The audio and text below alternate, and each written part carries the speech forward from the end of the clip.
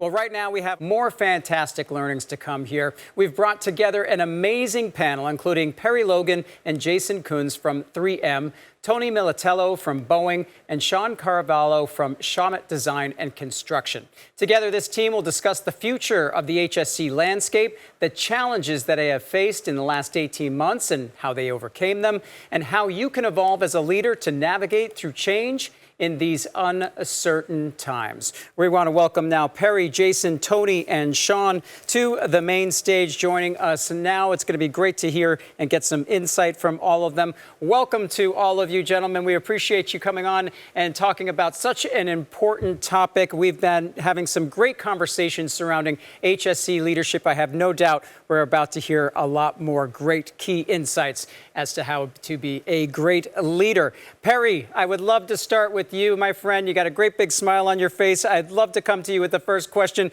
What do you believe the future of HSE leadership will be? So take us through that, Perry. What's been happening for you? Welcome to the main stage. Oh, man, pleasure to be here, Tim.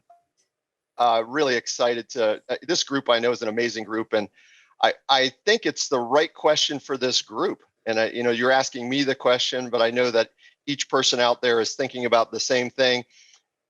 I think we've all seen the challenges that have been in front of us here for the last 18 months, and there's absolutely no question that the future of HSE is going to be about our individual leadership that we can bring to the table to all of the different partners that we're working with, whether we're talking with executives or talking with someone on the shop floor.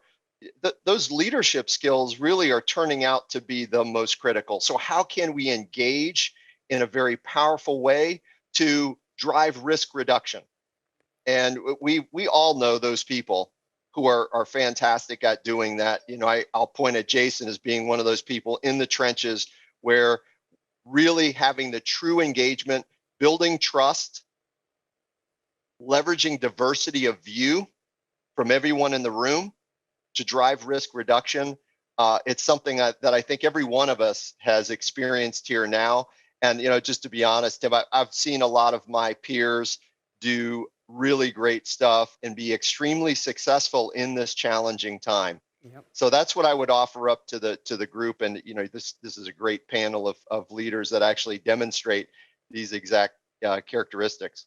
Yeah, and Perry, we're going to come back to you as well, but I want to head over to your colleague, Jason. Jason, welcome to the platform. As Perry was just mentioning, you are in the trenches on the shop floor. Talk about the challenges that you have faced in the last 18 months, and what were some of those key learnings along the way in being a leader on the shop floor, making sure that everybody is healthy and safe? Yeah, Tim. So number one, very excited to be here. Thanks for the opportunity.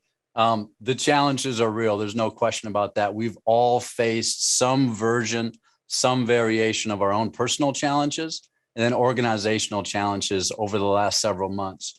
And so one of the challenges that we faced was, how do you engage and stay engaged with the front line? And how do you do so from 6 feet apart?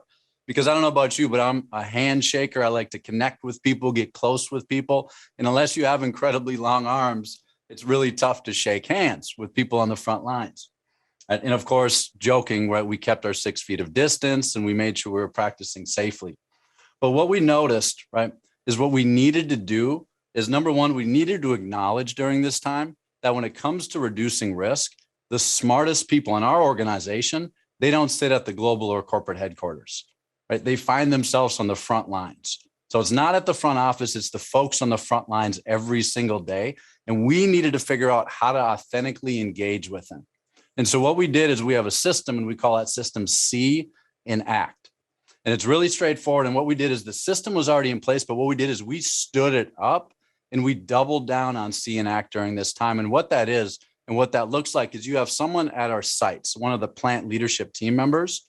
And what they do is they authentically engage in a conversation with the frontline workers, ideally on a daily basis. And each of those conversations focuses on two things.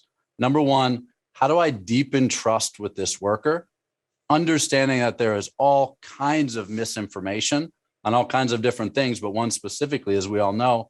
And then, right, number two, how do we identify ways to reduce risk during this conversation?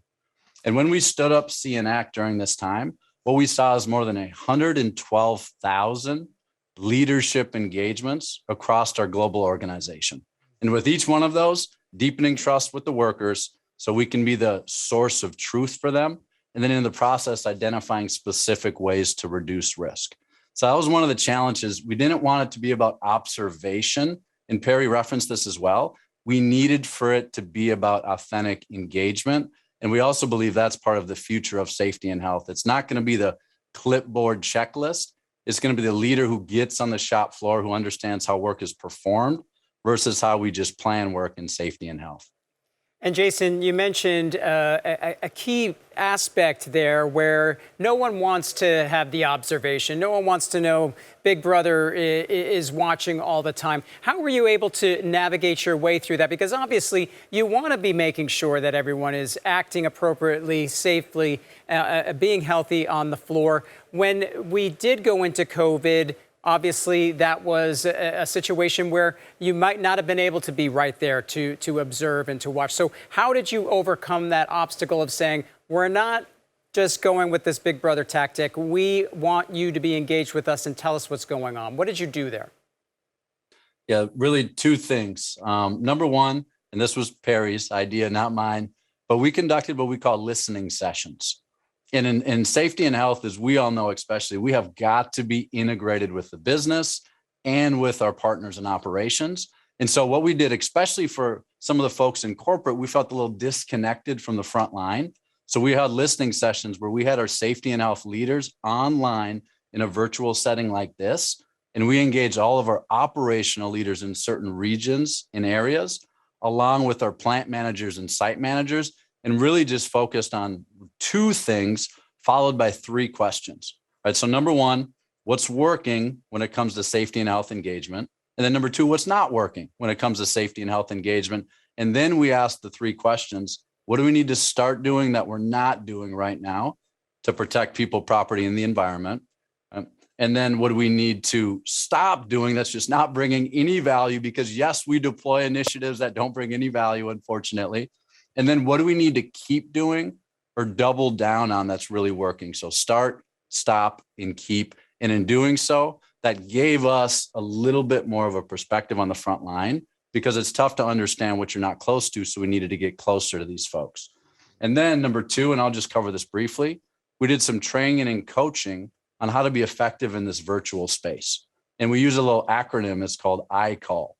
Right? And one of the reasons we use it is because we were all expected to transition to this time seamlessly, but none of us were really given any guidance, training, or coaching on how to do it.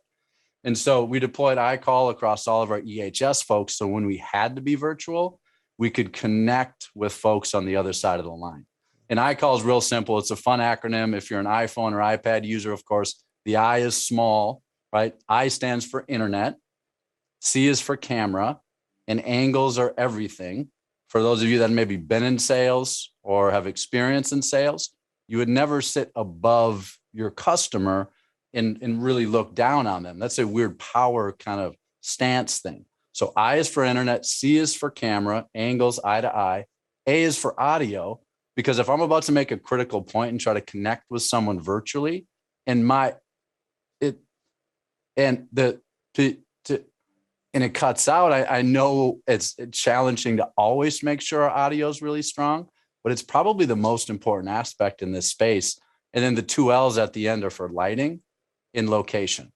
Right? When we are in this virtual space, if we can adhere to kind of those principles of virtual connection, influence, what we call iCall, we just feel like we can do a much better job of understanding and connecting with the people at our sites. And I see you've got that all down. One of the best spaces I've seen from people calling in. This space you've got set up behind you, Jason. Love it. Looks great. Love the microphone there, and like you said, perfectly aligned, not looking down at everybody. Jason, it took. Don't worry, it took 18 months to get here, Tim. It took 12 months with a laptop and a mobile mouse. So just know. I love it, Jason. Thank you so much, Jason. I'm going to come back to you shortly. I want to head over to Shaun. Shaun, first question for you. What do you believe the future of HSE is? Future of HSE. Well, I think, first off, Jason, thanks for having me here. Great to see folks in the audience. This is a great session and a great panel. And the future, we prepped for this the other day, and, Perry did a great job kicking things off, followed by Jason right there. And what comes to mind for me is one word, and that's connector. And I think Jason really did make reference to that with the social distancing and still, the need for that interaction with folks out on the front lines. But when I say connector, I do mean it's that bridge from the top to the bottom and bottom back up again. And, I think that's one area that Shawmut really did excel in this past year as an example. And we'll get to some lessons learned and some good learnings coming off, out of COVID here in a moment. But that connector is the person, the HSE professional that truly understands what we're asking of people every single day. And then what the business needs to make for sound decisions to make sure that the folks on the front lines have every ability to maintain health and safety throughout what we're asking them to do. And you can't do that in one single room. You can't do that only in the boardroom. And you can't have the influence if all you're doing, as Jason said, is walking the shop floor.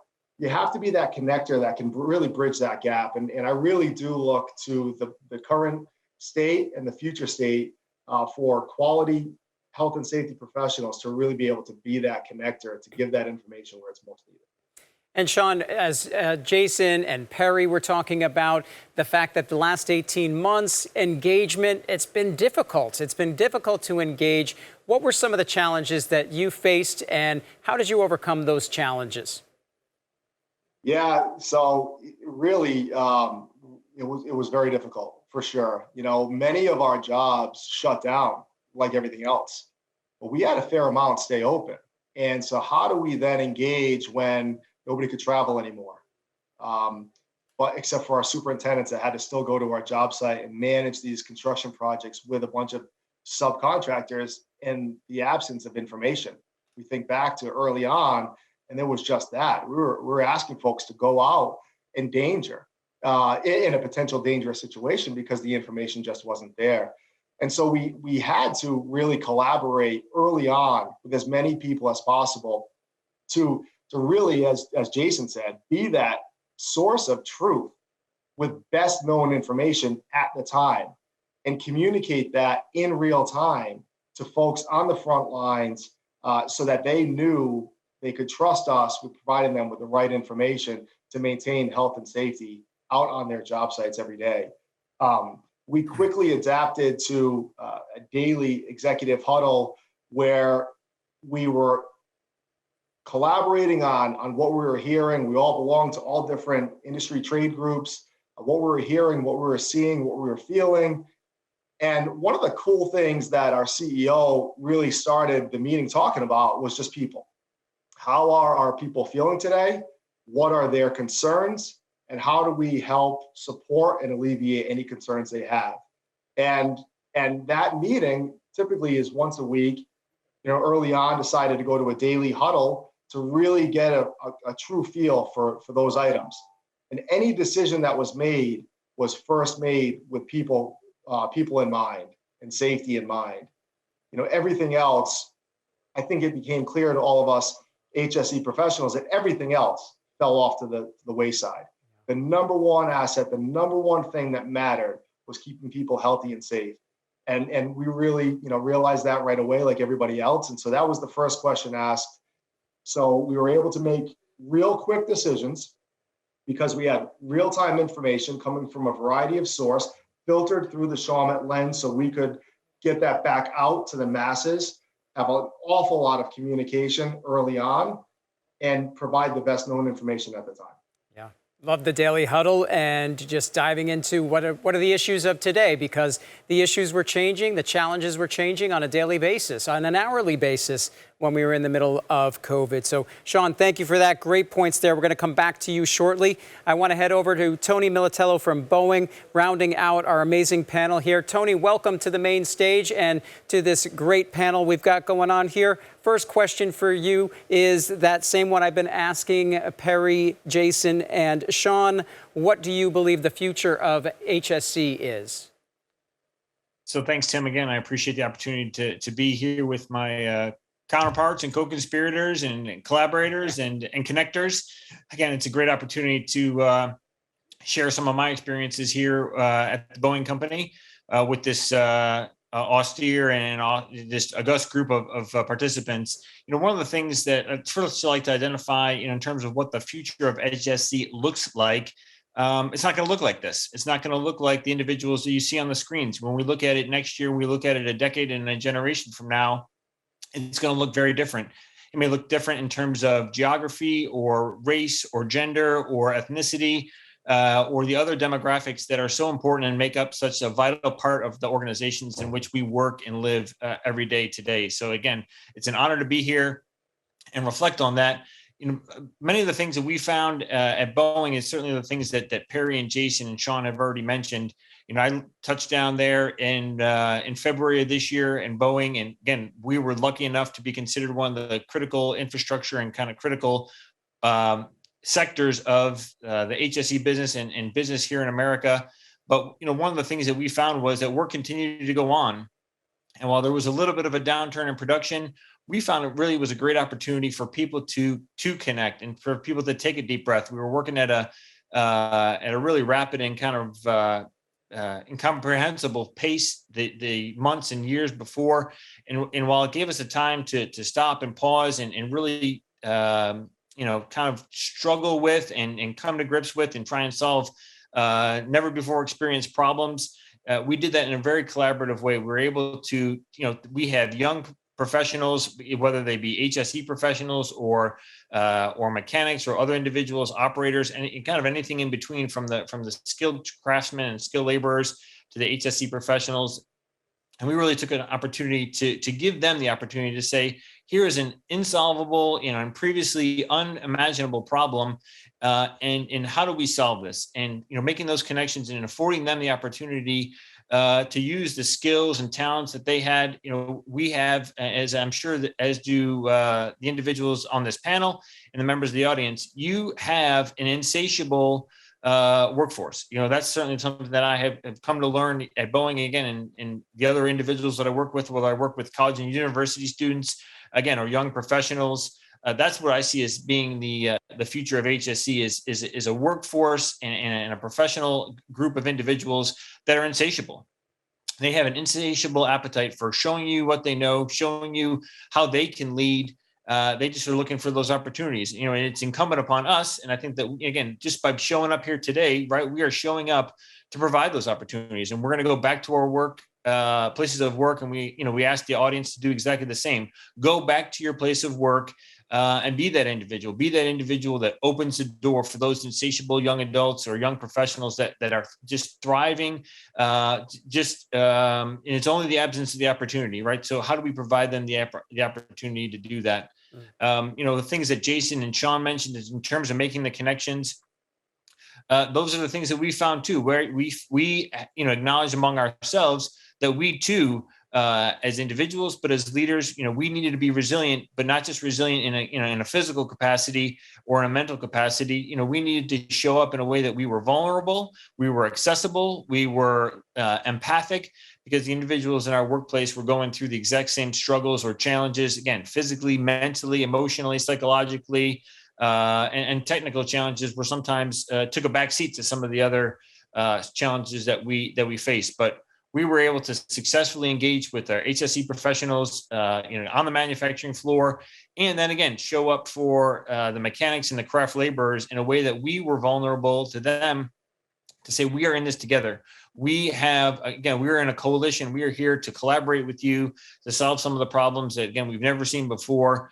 So I think that's going to be a key element that we've learned, and we've learned how to be, and we, maybe have struggled with, or it's felt uncomfortable to be that vulnerable. But I think we have come through that in a way that has demonstrated our resilience, both as individuals, as a profession.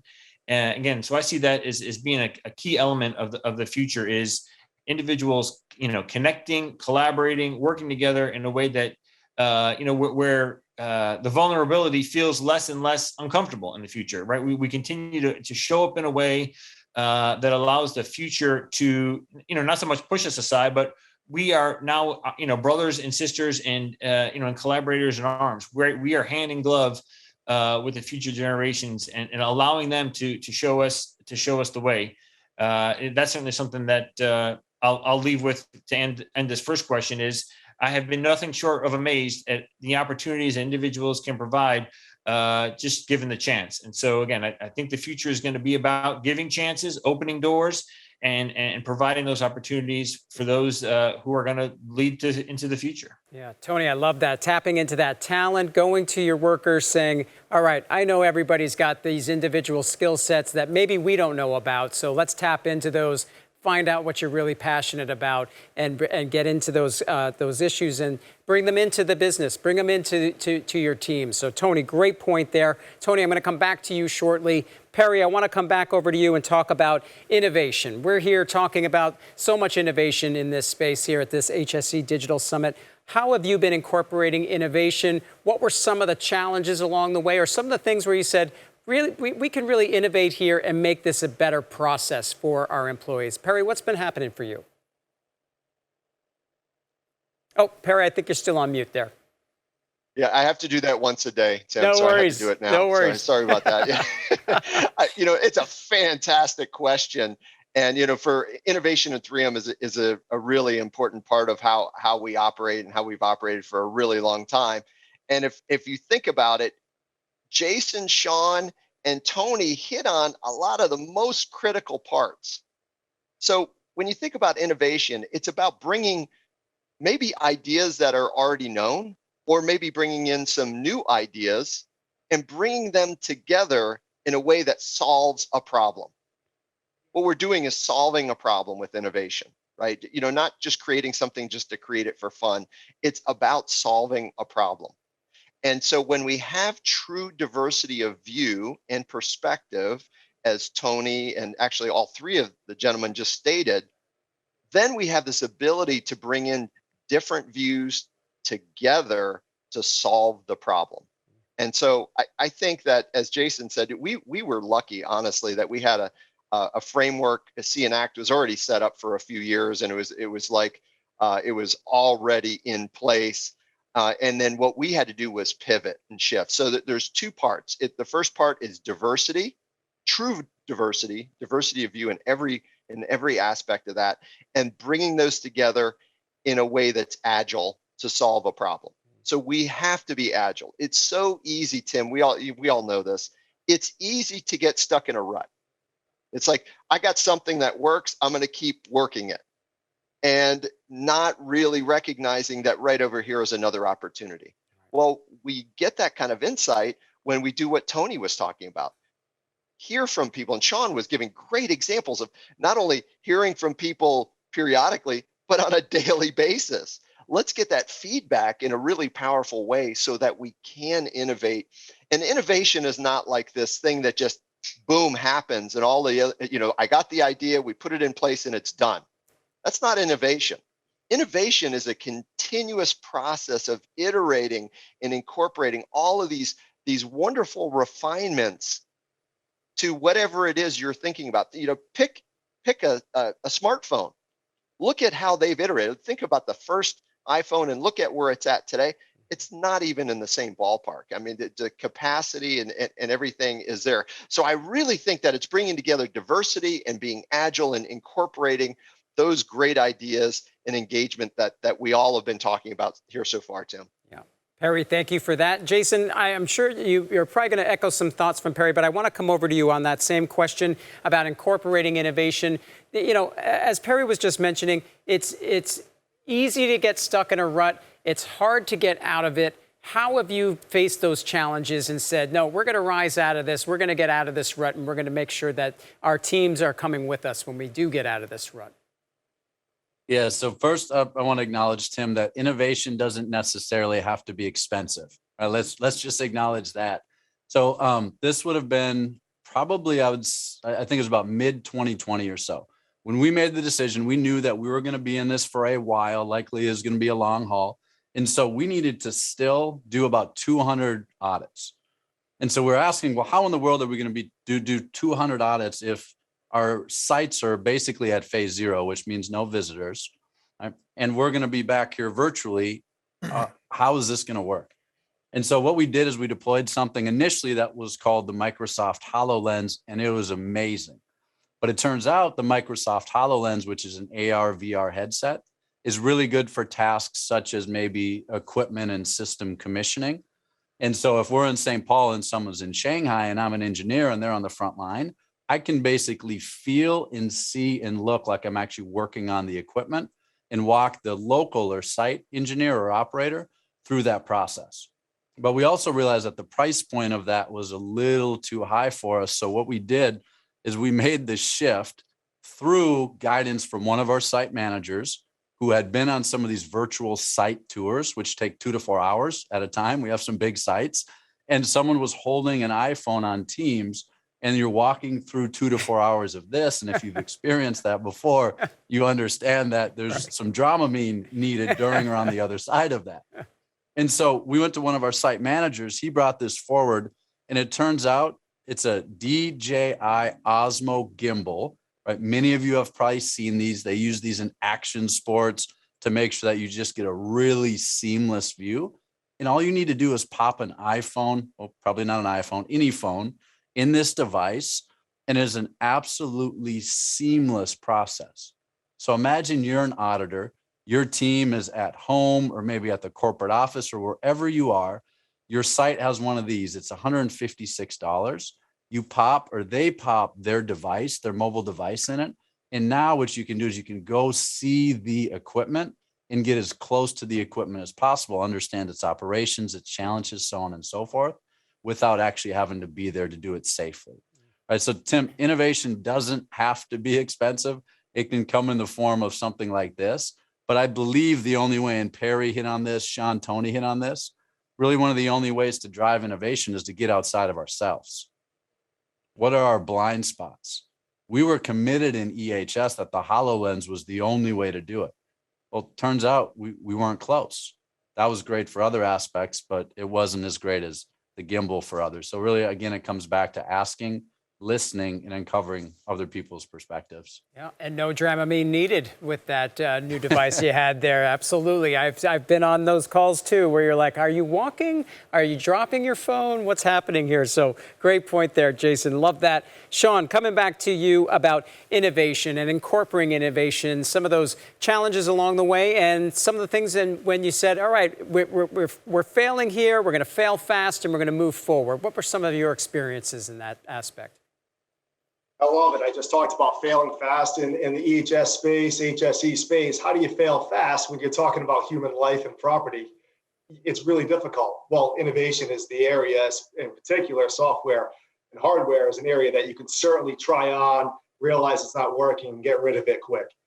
Jason, you said that perfect about getting out of yourself. So when COVID, the early days of COVID, that we realized we need to do a daily health screening. And I mean, really, really early on, right? We need to ask folks how they feel as they come in to work today. Now it's commonplace. You go to a hotel, you go to a restaurant, they're going to ask how you feel. But early on, it was a definite change in process. So what we said, well, we'll modify our daily pre-task plan. And we're scratching our heads saying, well, we can't have people huddled up, unless they're socially distant from one another. We don't want them sharing a pen and certainly not signing the shared piece of paper, because early on in COVID, we didn't have these answers. So we said we need to ask these questions, but let's put it on the foreperson, the crew leader, to go ahead and individually ask their crew as they're arriving throughout the day, throughout the morning, how they feel and ask these questions.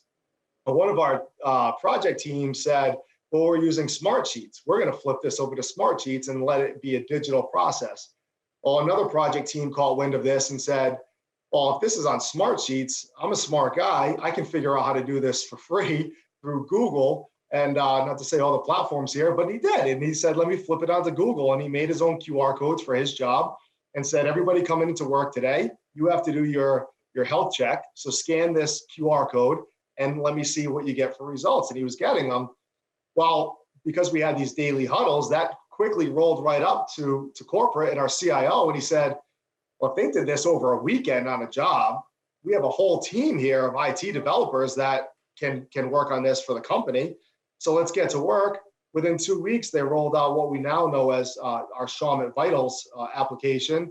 And so they kind of put a couple things together, but every job that pops up creates a unique QR code. And that QR code goes onto a sign. The sign is posted on the outside of the job site fence. And everybody goes in and scans and does their daily health check.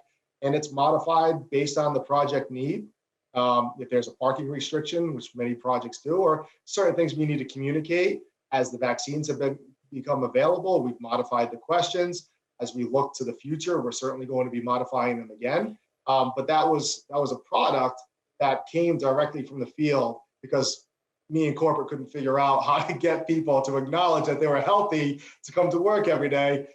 In the absence of all this information, to say, geez, we need to get it. How do we get it? And our site teams figured it out. And within 2 weeks, corporate had a solution for the company as a whole. Love that, Shaun. Tony, coming over to you. I know we're almost out of time. Tony, I want to give you an opportunity, though, to talk about how you've been incorporating innovation at Boeing. Yeah, sure. And I'm just going to reflect real quickly back to what Jason mentioned in terms of it doesn't have to be expensive, so low cost, no cost is one of the things that we've really been focusing on. On one hand, we have been we've been manufacturing aircraft for 100 years. And so, we're not going to innovate necessarily in the product that we make, but we are going to look at innovating in the way that we actually make them, right? Those aircraft, the commercial aircraft that you see at airports or in the sky, the ones that we make are made out of 3 million parts. Right. And so that to some extent, that's 3 million opportunities to innovate and 3 million opportunities to say, how can we do this better?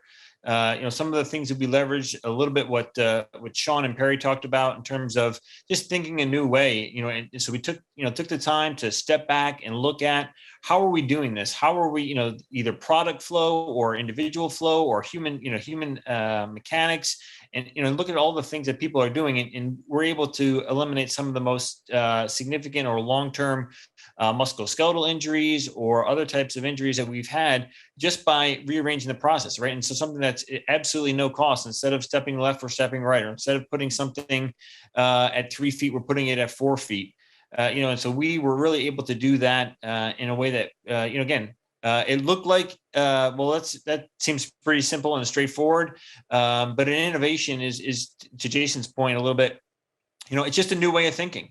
And so to the extent that we can use either some lean principles or other principles in the manufacturing process for how we do things better, how do we do things differently, how we do things more sustainably, that was really what we focused on was, again, lean manufacturing principles. And so it didn't look like innovation from a technology standpoint, but it was innovative in the way that it was new for these mechanics and craft workers who've been doing the same thing for 20 or 30 years. They get in a rut.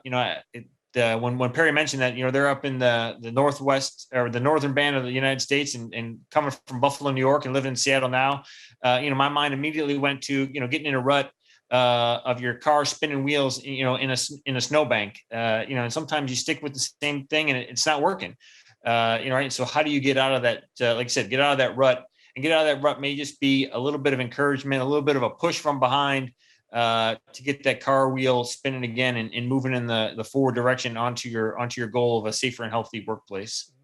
Not missing those big snowstorms in Buffalo, are you, Tony? No, sir. I lived in upstate New York for a while myself, my friend, and I know what you're talking about. This has been an amazing conversation. True leaders right here in my book. I truly appreciate you coming on board and sharing what you know, what's working, what's not working, and how we can all move forward together. Leadership are one of our key themes here at this summit. So, gentlemen, thank you so much for sharing the insight that you did. Perry, Shaun, Logan, and Tony, thank you so much. We really appreciate you being here and look forward to sharing more insight with you tomorrow when we wrap up HSE. Thank you, gentlemen, so much. Thanks, Tim. Thank Thanks, you, Tim. guys. Tim. Thank Thanks, you, everyone. everybody. Thank you so much.